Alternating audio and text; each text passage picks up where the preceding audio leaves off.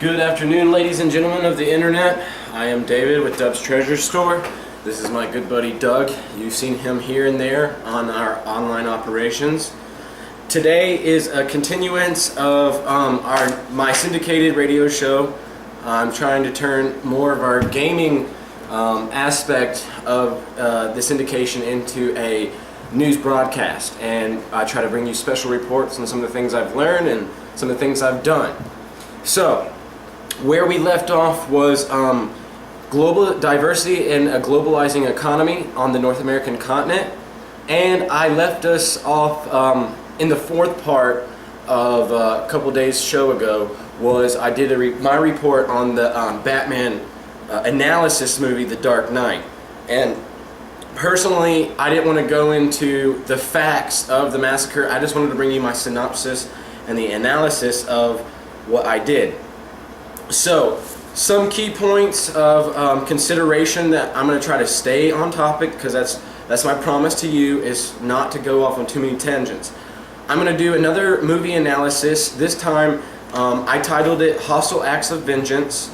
The actual movie that I did an analytical research paper on is V for Vendetta. So that is the paper right here. I'm going to go over with you guys eventually.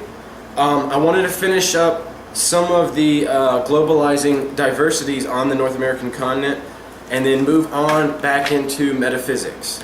Alright, so before we start, let's have an opening prayer, and just so you know, we have the Lord on our side, right? Okay, so dear Heavenly Father, thank you for letting us be here today. We just want to praise and thank you.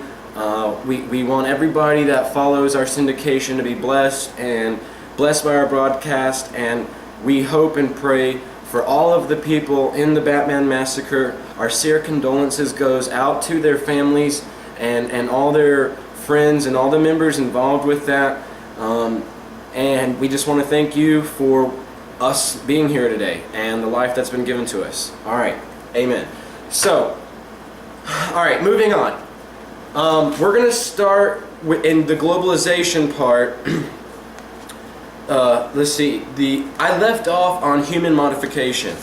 So, I'm going to talk again. I'm going back into the critics and the advocates of globalization. So let's go back to the critics. A lot of the critics of globalization believe that it's impossible to be uniform on a globalized scale, because like I was talking about, when you have two different cultures here on this continent and like on the eastern continent, how can you blend those cultures together like in a hybridization process? You know, it's just like I was saying in my last show, Doug, like an eye for an eye. The way we see that here in Western values is completely different in Eastern values. You know, they literally see it as a literal interpretation, eye for an eye and tooth for a tooth. Whereas here we have a much better justice system, and people, you know, we don't necessarily need to be focused on mob rule, because we have a court system that works. So globalization does threaten diversity because it creates uniformity. So that's why I was focused on diversity in a globalizing economy around the world, because when you're trying to globalize an economy, well, there's so much diversity in the world. How are you going to standardize that aspect in an economy? I don't know. That's why the WTO and the World Bank, there's a lot of controversy around that, and there's a lot to understand when you're studying those aspects of a global economy. Like how they give out loans to this country and versus this country, and they expect them to have similar properties in the loan. But that's just a side thought. So, in a globalizing continent and a globalizing economy, you're always going to go down to the local level. The locals are always going to be fighting not to conform. And that's just how life goes. I mean, there's always a lot of people that will stand up and stand out against uniformity. But, you know, there's politics in that in itself. And it's always about seeking autonomy, self-rule, you know, and that's why a nation state, it's very trivial to understand a nation state.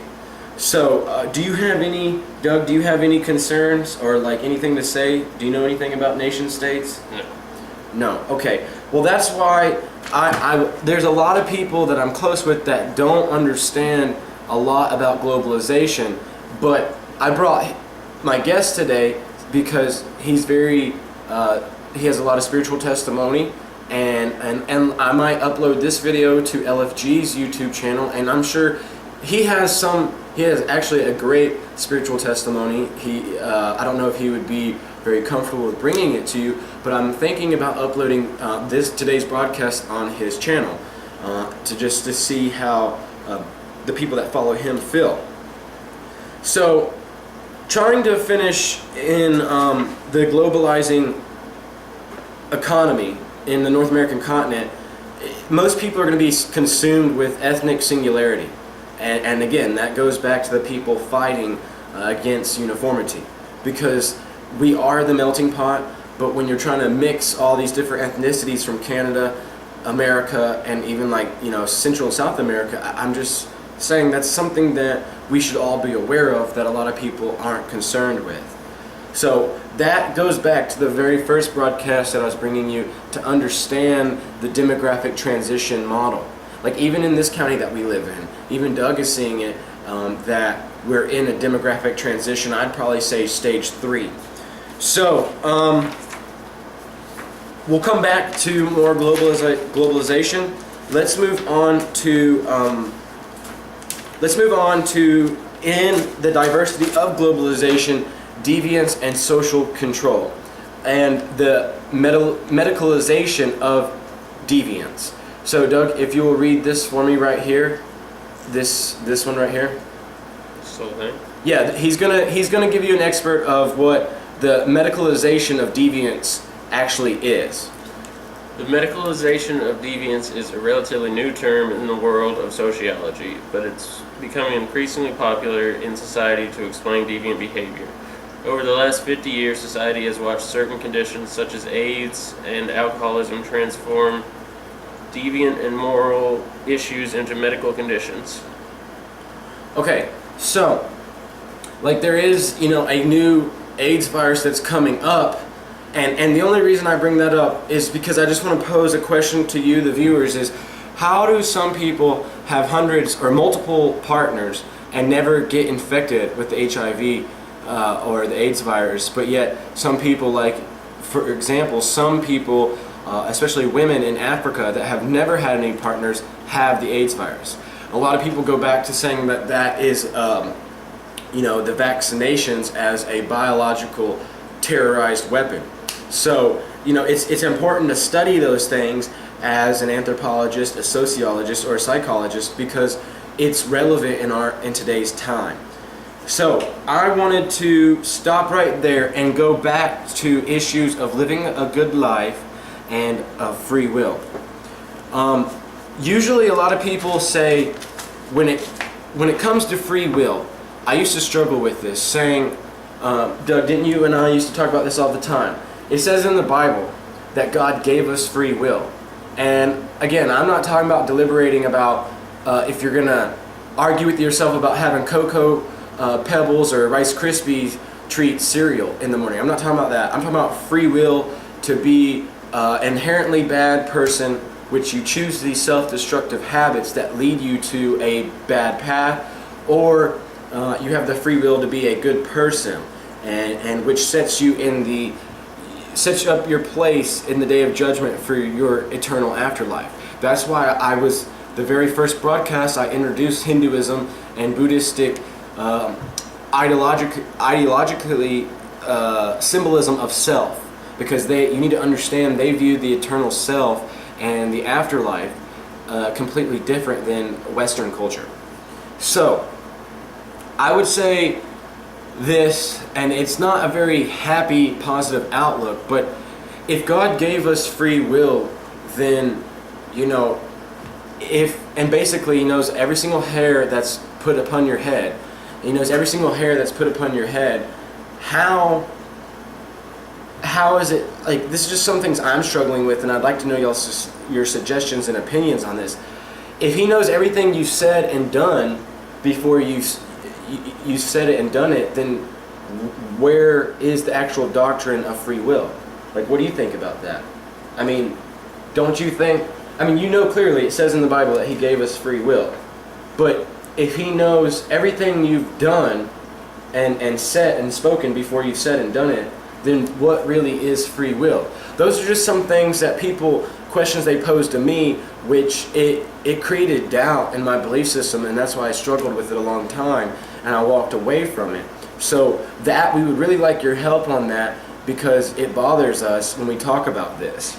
But at the same time, doesn't that make it seem like, if you look at it in a negative light like that, it would make it seem like some people are predetermined or preordained to be a bad person or preordained to be a good person, right? But some people argue that it's not even down to that. It's about, being, you have the free will to live the life that you want, choose the actions that you do. So what do you think? Yeah, it's very confusing. I mean, not very confusing. It's a very sophisticated topic. You know what I'm saying? And that's why I brought my friend Doug with you today, so we could have some outside opinions other than my own. But touching down on that, I think duty is a very important part in the doctrine of free will, because the difference and breakdown of duty and free will would be accordance and for the sake of duty. Like, the right act versus the wrong reason would fall under accordance. But for the actual sake of duty, this is for the right reason act. So you got to understand it.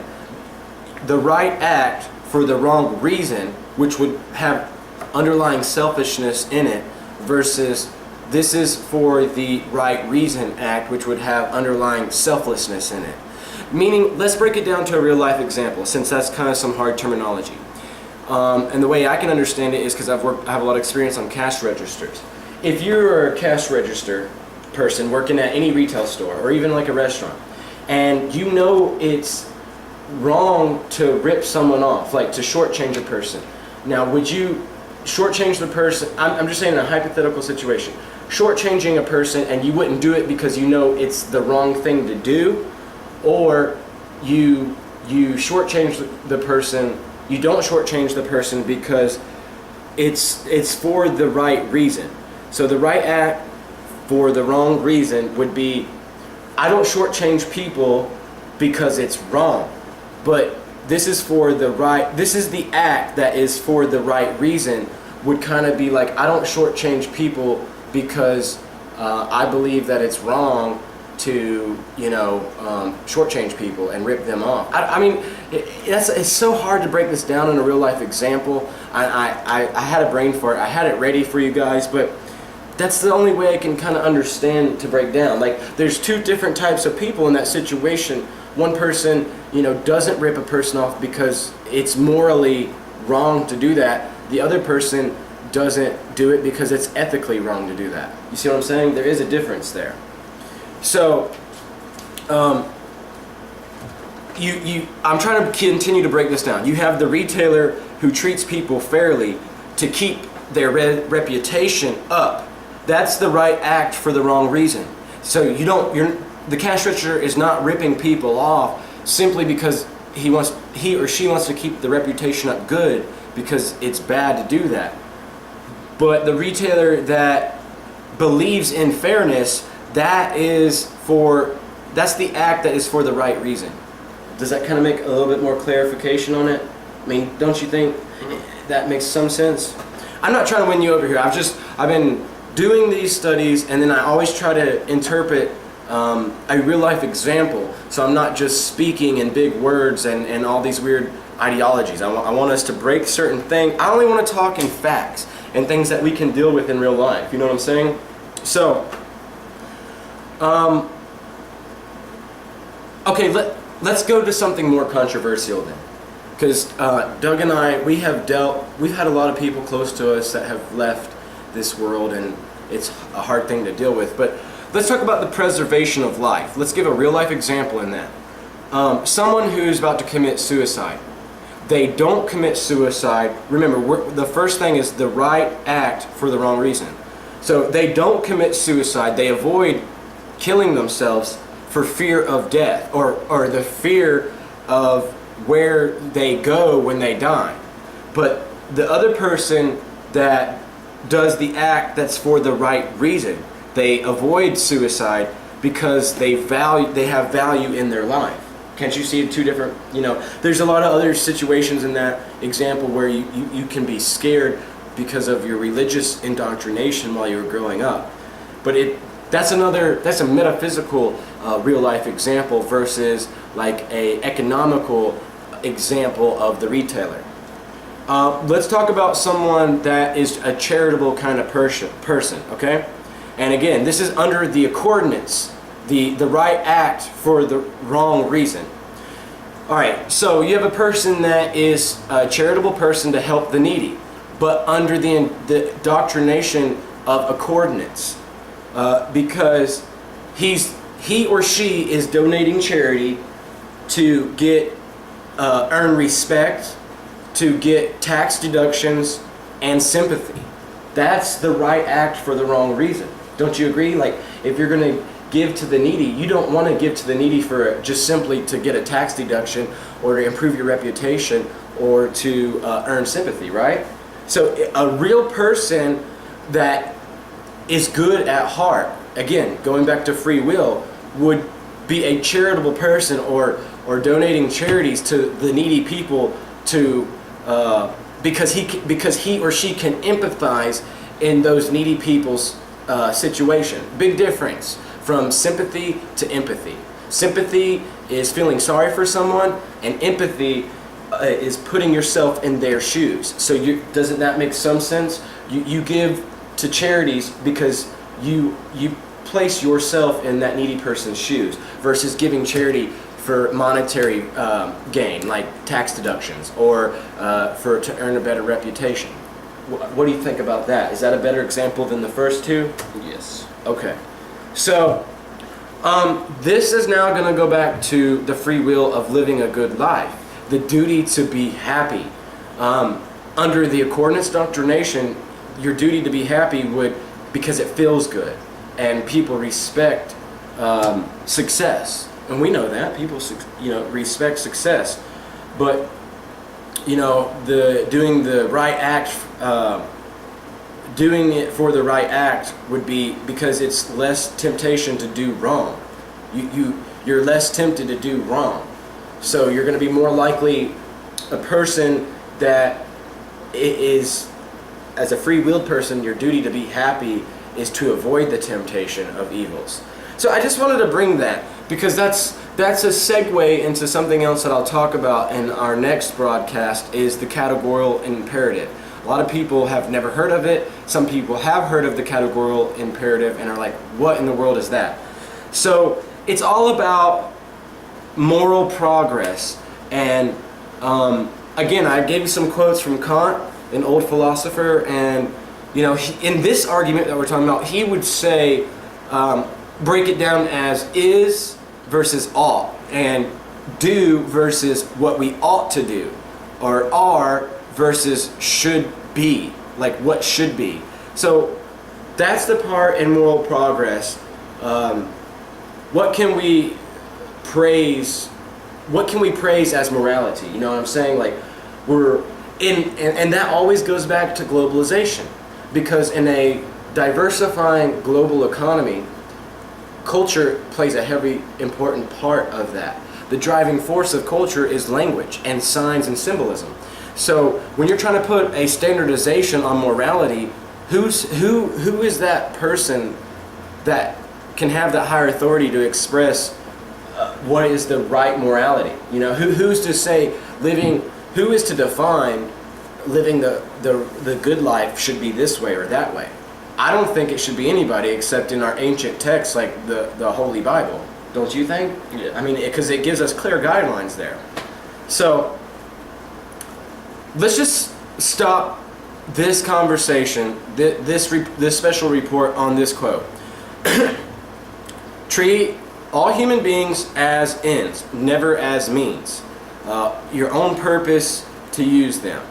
And like that, the reason I said that last part is because I was trying to clarify means versus ends. You never want to treat a human being as a means, which means to your own purpose to use them. So treat them as an end.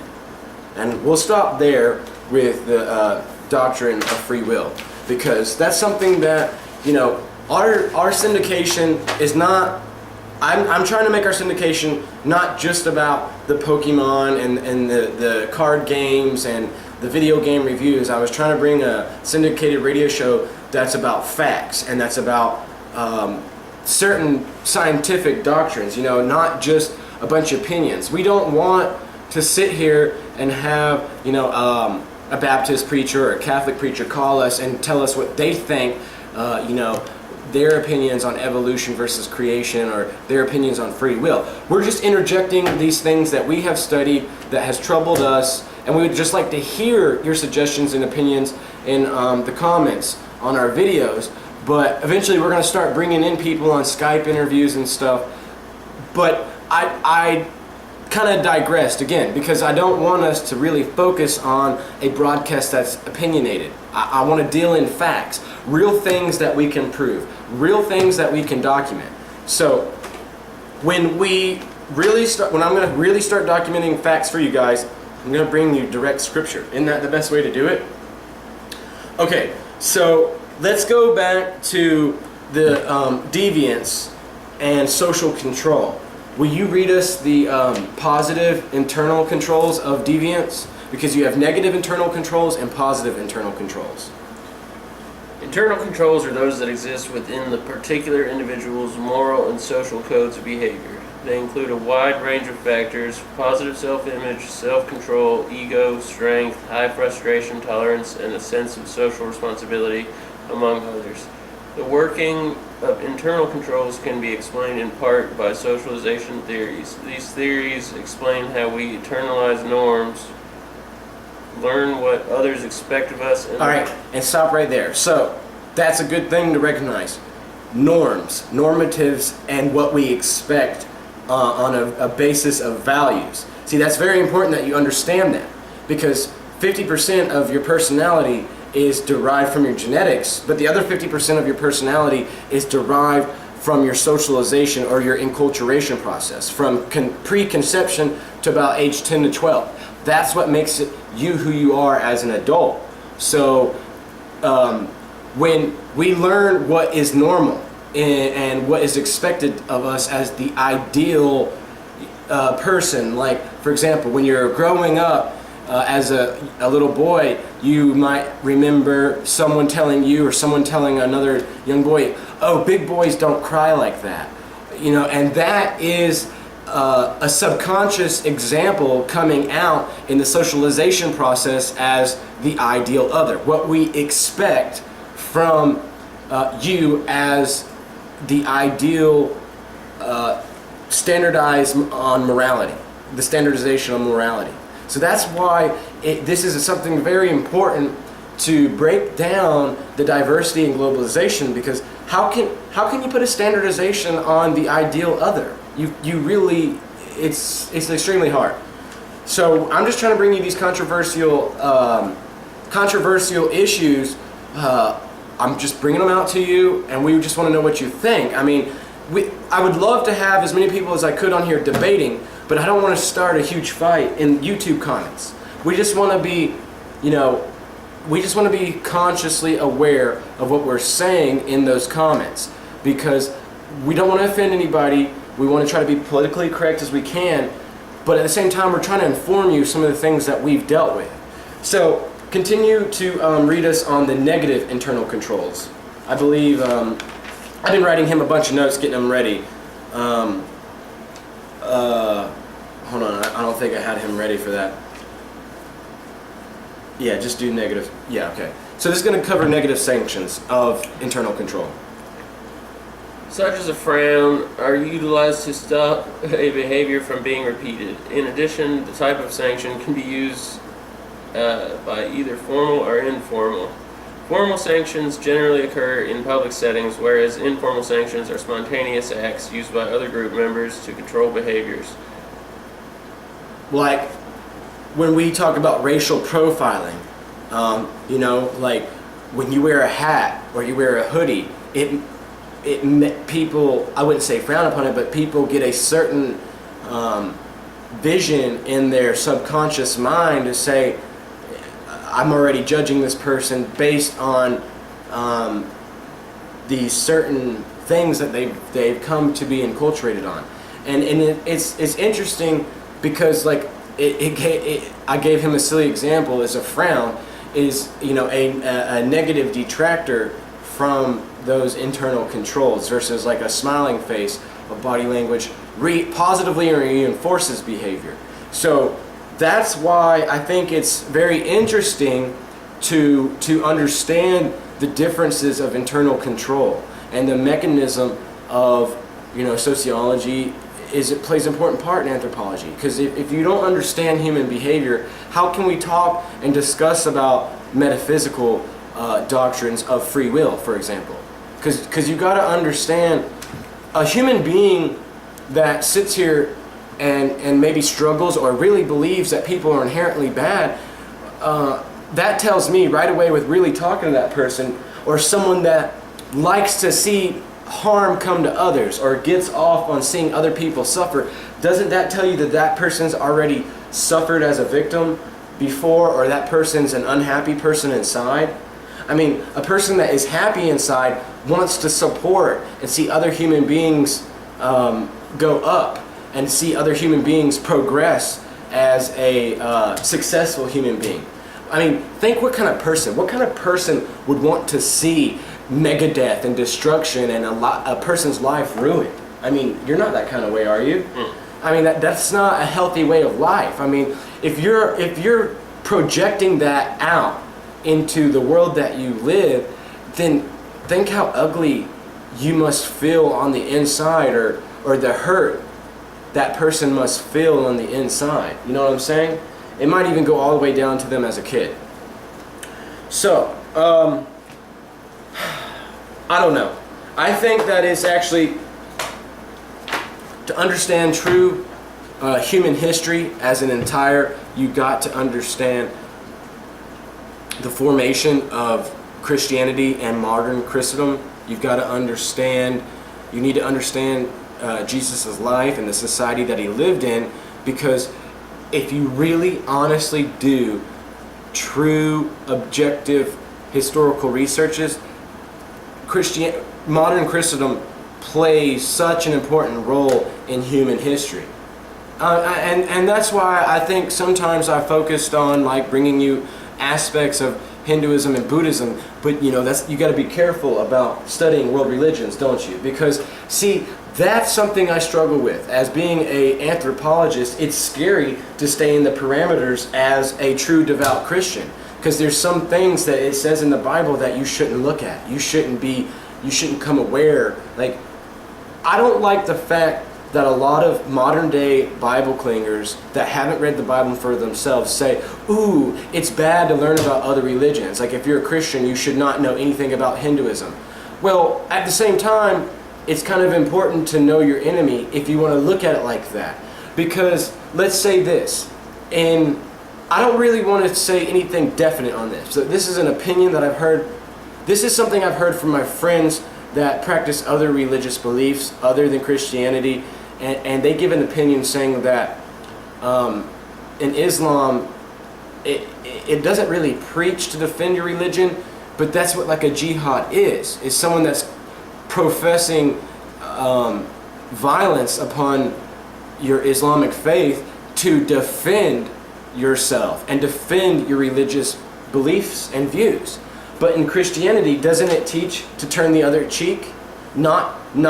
It teaches universal love, does it not? Mm-hmm. So, you remember when we were talking about going back to, this is where we are at right now in our own personal belief styles. And this is why I'm forcing myself and my friends to come here and bring this message to you, because in these troubling times, a lot of things are going on, and it seems like if you don't believe in anything, and you know this statement that's getting ready to come, if you don't believe in anything, then you have everything to lose and nothing to gain. But if you do have a belief system, especially a Christian belief system, I don't care what denomination it is, you have nothing to lose and everything to gain. Doesn't that make sense? Yeah. Repeat that for me one more time then. If you believe